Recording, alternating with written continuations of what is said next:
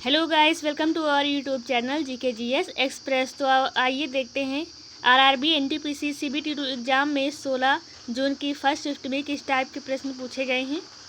तो आइए शुरू करते हैं। पहला प्रश्न है, भारत के किस राज्य के विश्व के सबसे बड़े परिवार के मुखिया जियोना चाना का हाल ही में निधन हो गया है। तो इसका राइट आंसर हो जाएगा, ये हैं मिजोरम के। अगला प्रश्न पूछा गया था, 14 जून को विश्व भर में कौन सा दिवस मनाया जाता है। तो इसका राइट आंसर है विश्व रक्तदान दिवस। अगला और इसके बारे में जानते हैं। 14 जून को विश्व भर में विश्व रक्तदान दिवस जो है वर्ल्ड ब्लड डोनर डे मनाया जाता है। इस दिवस को मनाने का उद्देश्य सुरक्षित रक्त उत्पादों की आवश्यकता के बारे में जागरूकता बढ़ाना है।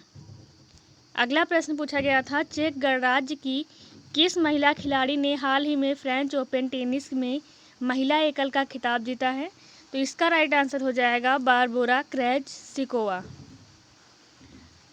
अगला प्रश्न है, हाल ही में निम्न में से किसने गैबॉन की राजधानी लिब्रेविल का दौरा किया है। तो इसका राइट आंसर है उपराष्ट्रपति वेंकैया नायडू। अगला प्रश्न पूछा गया था, G7 के नेताओं ने हाल ही में किस देश के बेल्ट ऑफ रोड इनविटेशन का मुकाबला करने के लिए B3W लॉन्च किया है। तो इसका राइट आंसर हो जाएगा चीन ने।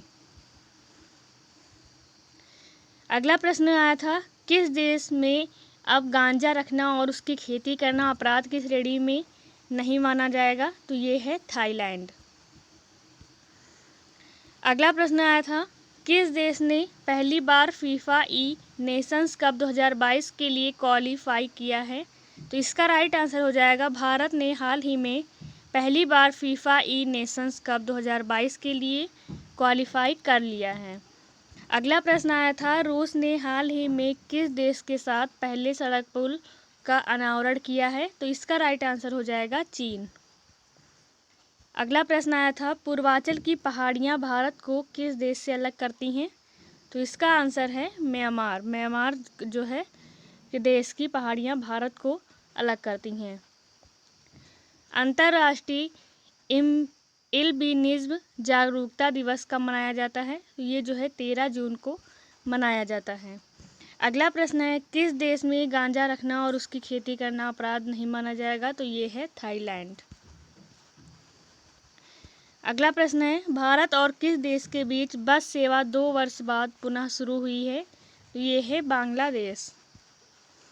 अगला प्रश्न है, किसने फ्लिपकार्ट में 20,060 करोड़ रुपए 2060 करोड़ रुपए की हिस्सेदारी खरीदी है। तो ये है टेंसेंट। अगला प्रश्न आया था, किस देश ने पहली बार फीफा नेशंस कप 2022 के लिए ये रिपीटेड क्वेश्चन है, आगे देखते हैं। हाल ही में भारत के 74वें शतरंज ग्रैंड मास्टर कौन बने हैं। तो ये हैं राहुल श्रीवास्तव। अगला प्रश्न पूछा गया था, किसने अजरबैजान FI ग्रैंड प्रिक्स जीती है। तो ये हैं मैक्स वेरस्टैपेन। अगला प्रश्न पूछा गया था, कैंसर अनुसंधान केंद्र का उद्घाटन कहाँ किया गया है। तो ये जो है कोच्चि में किया गया है।